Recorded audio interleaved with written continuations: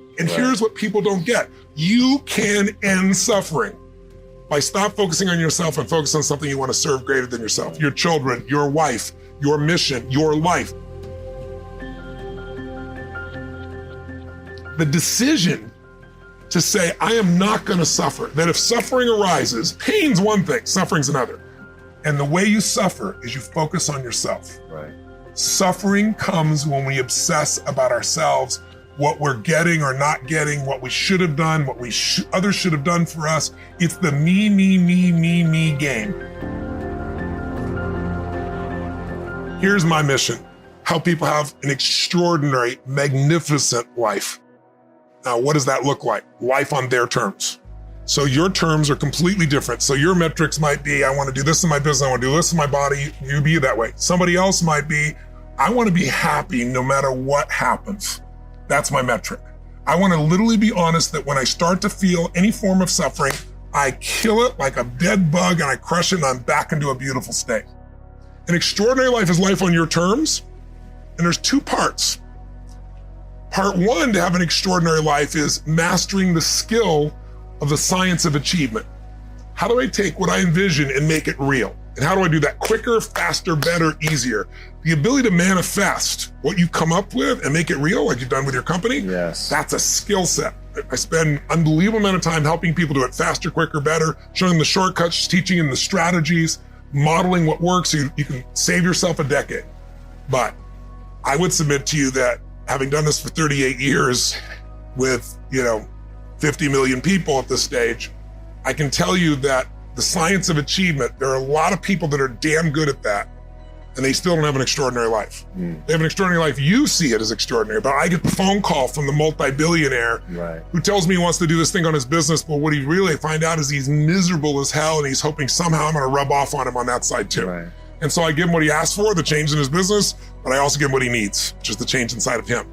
So the second skill is the art of fulfillment. If you want an extraordinary life, you can't just achieve, you gotta be fulfilled. As simplistic as that sounds, but it's an art.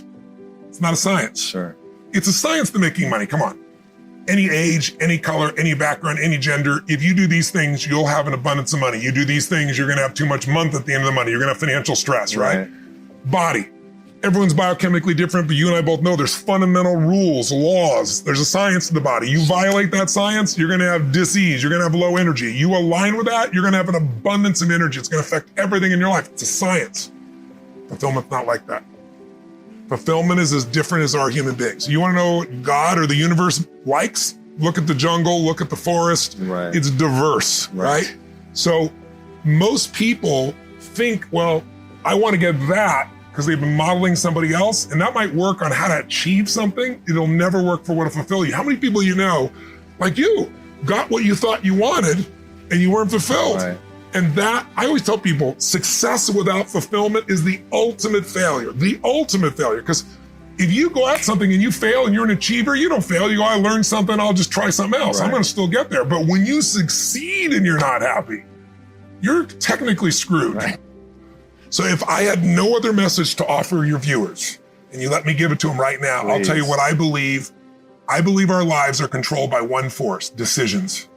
I certainly believe in force greater than myself, call it God if you will, grace, whatever you want to call it, the universe. But I also believe it gives us choices. Yeah. And the decisions we make control us much more than the conditions we meet. It's not the conditions, it's your decisions. Decisions of what to believe, decisions what to do, decisions what to give. I say to people, think about, look back 10 years ago, 5 years ago, 15 years ago, and think of a decision you made that if you would have made a different decision, you'd have a totally different life today. Better or worse, I don't know, but totally different. Right. In your case, if you'd stayed doing what you're doing, you'd have a lot of money and still been miserable, right? And probably your great lady over here would be feeling miserable because she loves you so much and she'd be feeling your misery, wanting to figure out what to do. But you made that decision. The most important decision you can make above any on the face of the earth is deciding that no matter what happens in your life, no matter what happens, you're gonna live in a beautiful state. Well, what the hell does that mean? It means that you're not gonna suffer. It means a beautiful state is that you're gonna be happy, but that's only one. Or you're gonna feel creative, or you're gonna be passionate, or you're gonna be in awe of something, or you're gonna feel love. Any state that's a beautiful state is really the core essence of who you are without fear, right? All of our suffering as human beings, I deal with people all the time, and without naming any names, people that have everything by your point of view, most people's point of view, they have the fame and they have the love and millions of people love them and they have great economics, financial freedom, and they have homes and they have the fashion, they have everything, they're the shit.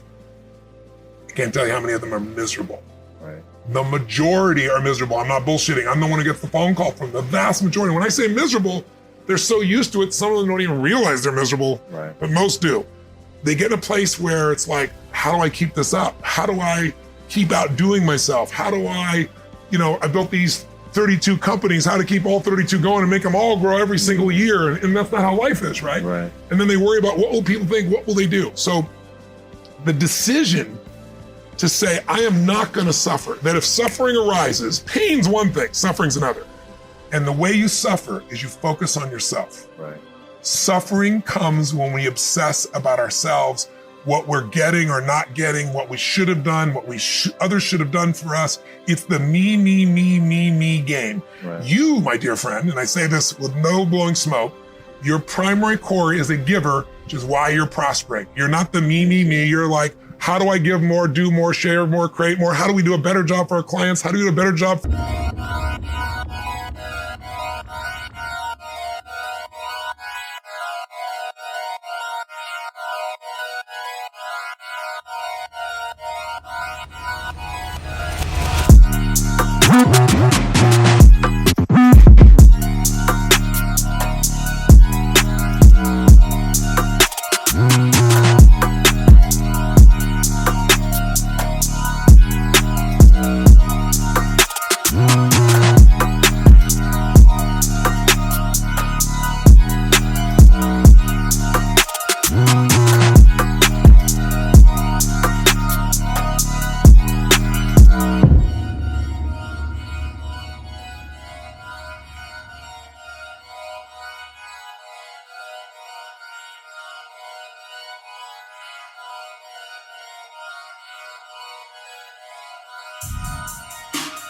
For our internal customers who work with us, our partners, your entire life is that. That's why you're prospering and you're not feeling suffering. But when you do suffer, it'll because you're worrying about something in the future. How's this going to happen? Will this come together? Suffering can be worry, it can be anger, it can be frustration. It's anything that takes you out of a beautiful state. And here's what people don't get. You can end suffering by stop focusing on yourself and focus on something you want to serve greater than yourself. Your children, your wife, your mission, your life. You can get out of it in an instant because the nature of the human mind is to constantly compare things. Your mind, your brain is a 2 million year old device, and it is not designed to make you happy.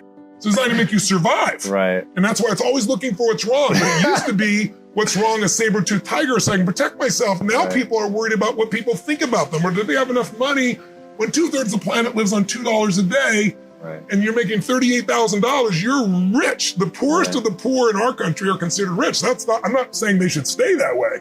Right. But you can only build on success.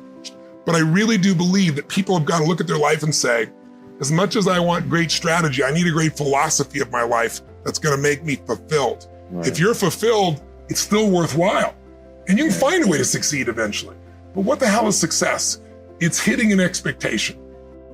And I always tell people, man, trade your expectations for appreciation, and it's a whole new world instantly. Yeah. If you can appreciate this moment, if you can't find ecstasy in this moment, in a conversation with a friend and looking in your wife's eyes, being with your children, going on a run, if you can't find ecstasy now, I'm here to tell you, more money, more people, more love, more business, more anything is not going to give you more ecstasy. Right. If you can't do it here now, you're not going to do it there when you got more. Yeah. So why not do it now and have...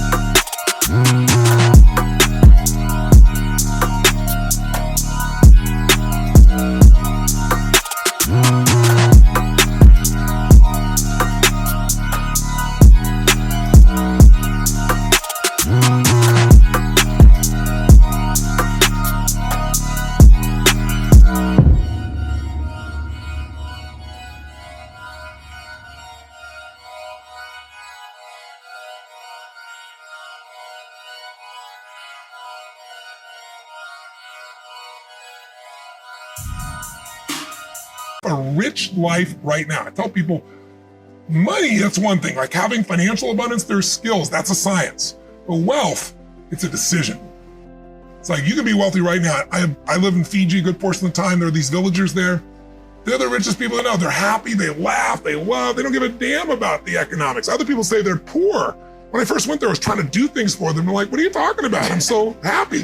Wealthy people come over from the United States and they go travel around and try to figure out what to do. And they're going to spend 9 years to do this and this and this so they can finally sit down and be happy. And the Fijian guy goes, why don't you sit on the beach right now, dude, and experience it? Why spend the 9 years? Why not have it now? That's my invitation.